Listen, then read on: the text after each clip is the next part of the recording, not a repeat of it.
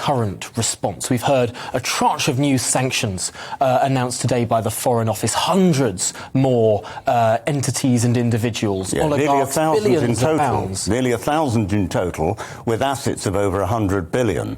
Now, that's not to say that we're seizing 100 billion, but it seems to me that when the war is over in Ukraine and hopefully Russia is defeated, we should be using some of that money as reparations for Ukraine. Already the mayor of Kyiv has said that the cost of repairing Kyiv is in the order of 10 billion. It's going to be possibly, 100 billion by the time all this is over.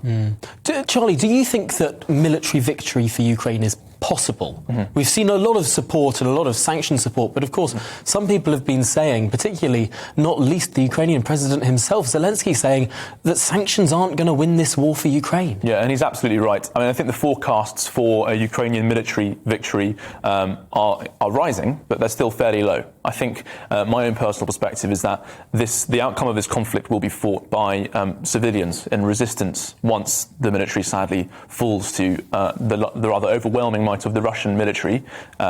Every man and his daughter and his son will have perhaps anti-tank missiles hidden under their floor beds. And I think that the Russian forces are going to face a bitter resistance on a scale that they cannot comprehend, and the loss of blood and treasure over many months of attritional suffering at the hands of brave Ukrainians will eventually push them back. And I was going to say that's spot on, but also Putin is going to face civilian resistance in Russia itself.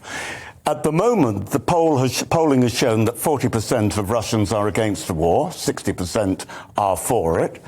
But despite all attempts to stop communication into Russia by blocking off Facebook, by blocking off Twitter, I know lots of people, I've been in contact with them today, who live in Moscow using virtual private networks, are able to access the data.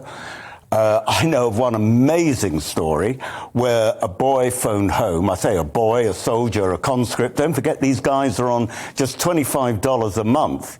Telling his mother, I thought this was going to be like a school trip.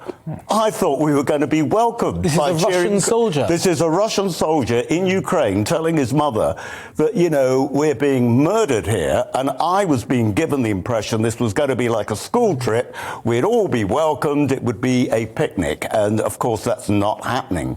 So you're getting the mothers of these soldiers getting information from these soldiers.